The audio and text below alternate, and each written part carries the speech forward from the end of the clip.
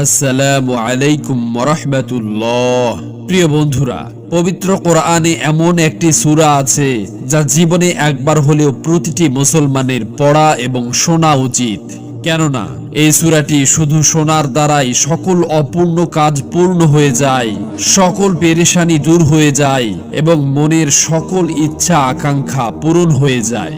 এই সূরাটি শুনতে শুনতে আপনারা মনে মনে যেটাই চিন্তা করবেন সেটাই কবুল হবে ইনশাআল্লাহ। এই সূরাটিকে শুধু আপনাদের মনোযোগ দিয়ে শুনতে হবে, পড়তে হবে না। প্রিয় বন্ধুরা, এই ভিডিওটাকে যদি আপনারা একবার প্লে করেন তো আপনারা এটাকে ছেড়ে যাবেন না, কেননা এটা পবিত্র কোরআনের সূরা। যদি আপনারা এই সূরাটাকে অর্ধেক শুনেই চলে যান তো আপনাদের যেই অপূর্ণ কাজগুলো পূর্ণ হতে যাচ্ছিল, যেই আশাগুলো পূরণ হতে যাচ্ছিল, সেগুলো আবার বিগড়ে যাবে। আমি শুধু আপনাদেরকে সতর্ক করলাম, যদি আপনারা এটাকে অর্ধেক না শুনেই চলে যান তো সেটার দায়ভার একান্তই আপনাদের নিজের। এজন্য কানে হেডফোন পরে নিয়ে মনোযোগ সহকারে এই সূরার প্রতিটি শব্দকে অনুভব করার চেষ্টা করুন। ইনশাআল্লাহ প্রতিটা শব্দের বিনিময়ে আপনাদের চাওয়া পাওয়াগুলো পূরণ হতে থাকবে। আপনারা শুধু মনে মনে আপনাদের যে ইচ্ছা আকাঙ্ক্ষা এবং হাজত রয়েছে সেগুলো চিন্তা করতে থাকুন। ইনশাআল্লাহ এই সূরা শেষ হতে না হতেই আপনারা সুসংবাদ পেতে শুরু করবেন। মহান আল্লাহ পাকের কাছে দোয়া করি যে হে আল্লাহ, যারা পবিত্র কোরআনের এই সূরাটিকে শোনার জন্য অধীর আগ্রহে বসে আছে তাদেরকে এই ভিডিওটি পরিপূর্ণ দেখার তৌফিক দান করুন এবং তাদের মনের সকল আশা আকাঙ্ক্ষা এবং চাওয়া পাওয়াগুলোকে পূরণ করে দিন। আমিন। কমেন্ট বক্সে আপনিও আমিন লিখে দোয়াতে শরীক থাকুন, কেননা কে জানে যে কার দোয়া কখন কবুল হয়ে যায়। তো চলুন প্রথমেই সূরাটি শুনে নেওয়া যাক। আউযু বিল্লাহি মিনাশ শাইতানির রাজীম। বিসমিল্লাহির রহমানির রহিম। নুন ওয়াল কলামি ওয়া মা ইয়াসতুরুন। মা আনতা বিনি'মাতি রাব্বিকা বিমাজনুন।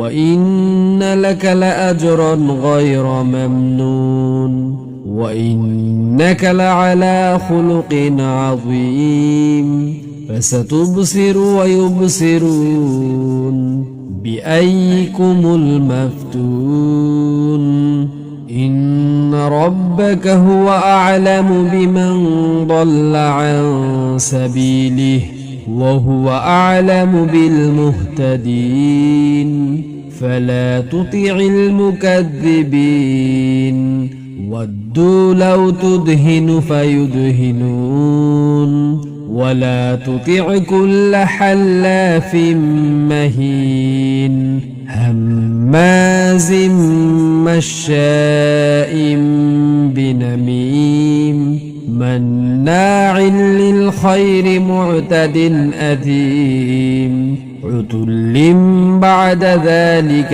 زنيم أن كان ذا مال وبنين إذا تتلى عليه آياتنا قال أساطير الأولين سنسمه على الخرطوم إنا بلوناهم كما بلونا أصحاب الجنة إذ أقسموا ليصرمنها مصبحين ولا يستثنون فطاف عليها طائف من ربك وهم نائمون فأصبحت كالصريم فتنادوا مصبحين أن اغدوا على حرثكم إن كنتم صارمين فانطلقوا وهم يتخافتون ألا يدخلنها اليوم عليكم مسكين وغدوا على حرد قادرين فلما رأوها قالوا إنا لضالون بل نحن محرومون قال أوسطهم ألم أقل لكم لولا تسبحون قالوا سبحان ربنا إنا كنا ظالمين فأقبل بعضهم على بعض يتلاومون قالوا يا ويلنا إنا كنا طاغين عسى ربنا أن يبدلنا خيرا منها إنا إلى ربنا راغبون كذلك العذاب ولعذاب الآخرة أكبر لو كانوا يعلمون إن للمتقين عند ربهم جنات النعيم أفنجعل المسلمين كالمجرمين ما لكم كيف تحكمون أم لكم كتاب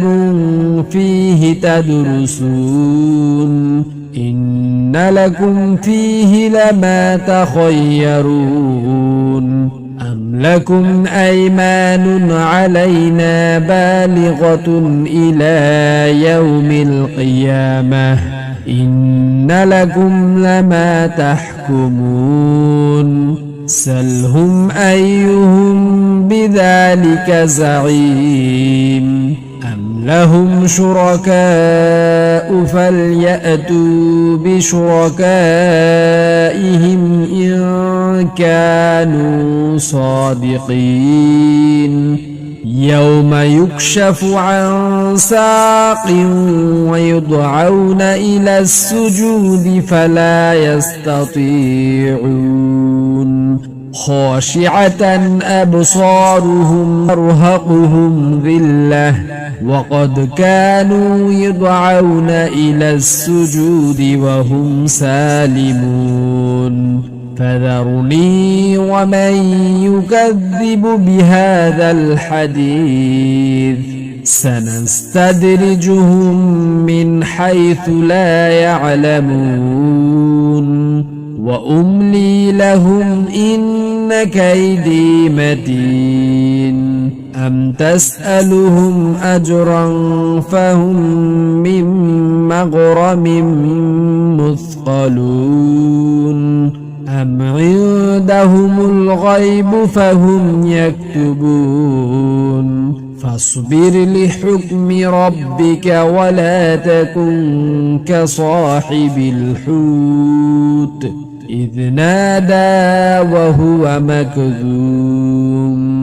لولا أن تداركه نعمة من ربه لنبذ بالعراء وهو مذموم فاجتباه ربه فجعله من الصالحين وإن يكاد الذين كفروا ليزلقونك